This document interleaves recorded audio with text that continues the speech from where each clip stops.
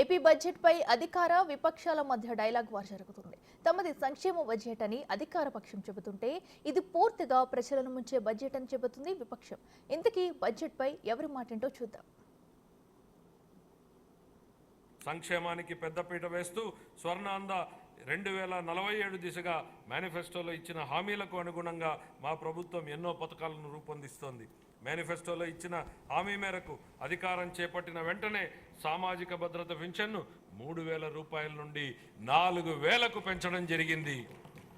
ఎన్టీఆర్ భరోసా pension పథకం ద్వారా 64,38,000 మంది పెన్షన్దారులకు నెలకు 4,000 నుండి 15,000 రూపాయల వరకు పెన్షన్లు అందుతున్నాయి. మా ప్రభుత్వం అధికారంలోకి వచ్చిన మొదటి నెలలోనే ఎన్టీఆర్ భరోసా పథకం కింద 4,400 కోట్ల రూపాయలు, అలాగే 24 జూన్ నుండి ఇప్పటి వరకు మొత్తం 15,218 కోట్ల రూపాయలు విడుదల చేయబడ్డాయి. గత ప్రభుత్వం మిగిల్చిన పెండింగ్ ఫీజు రీయింబర్స్మెంట్ బకాయిలను కూడా దశల వారీగా విడుదల చేసేందుకు ప్రయత్నాలు జరుగుతున్నాయి. మా ప్రభుత్వ పథకాలు మాలదాసరి, మాదిగ, రెల్లి, అరుంధతీయ మరియు ఇతర షెడ్యూల్డ్ కులాల వర్గాలకు మేలు చేస్తాయి. కేటాయింపు ఎంత ఉంది? మీ కేటాయింపు చూస్తే ఎతికి మెకనాజ్ గోల్డ్ మాది ఎతికితే 5,300 కోట్లు వస్తుంది. మీ రిక్వైర్మెంట్ వచ్చేసి 12,450 కోట్లు ఉంది. ఇంతవరకు ఏ ఒక్కరికి మొదలు కాలేదు. వాళ్ళు చూస్తే 15, 18 అని చెప్పి వేచి చూస్తున్నారు అన్వేషణతో. మీరు మాత్రం అయిపోయింది అని అంటున్నారు. 31 మార్చి 2024 గాను, మొన్న మార్చి 24 గాను 4,91,734 కోట్లు అప్పు. గ్యారంటీలు ఇచ్చిన అప్పు వచ్చేసి 1,54,797 కోట్లు. రెండు కలిపితే 6,46,531 కోటి. ఎక్కడండి మీరు? 14 లక్షలను ఒకరు, 13 లక్షలను ఒకరు, 12,50,000 ఒకరు, 1 లక్ష, 10 లక్షలను ఒకరు, 11 అని ఒకరు, 9 అని ఒకరు. ఏందండి ఇది?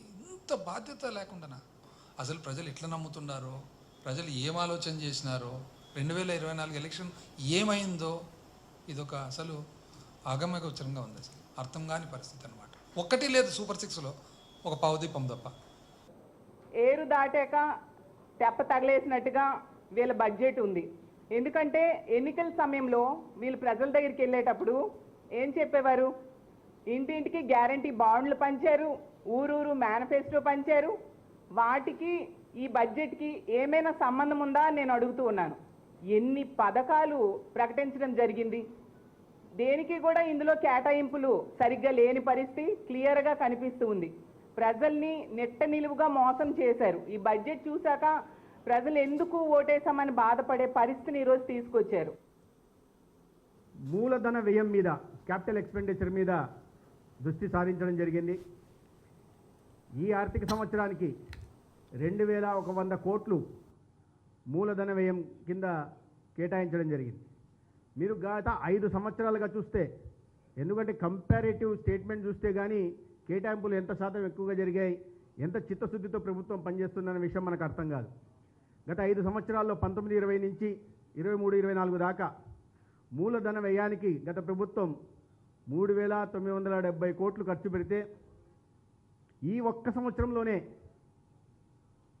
మౌలిక సదుపాయాల కల్పన మీద, సంపద సృష్టిపైన ప్రత్యేక దృష్టి సారించిన ఈ ప్రభుత్వం 2,100 కోట్లు అంటే గత 5 సంవత్సరాల్లో ఖర్చు పెట్టిన మొత్తంలో 55% ఈ సంవత్సరం ఒకే సంవత్సరానికి కేటాయించడం చూస్తే సంపద సృష్టి మీద ఎంత దృష్టి పెట్టారన్న విషయం మనకు అర్థమవుతుంది.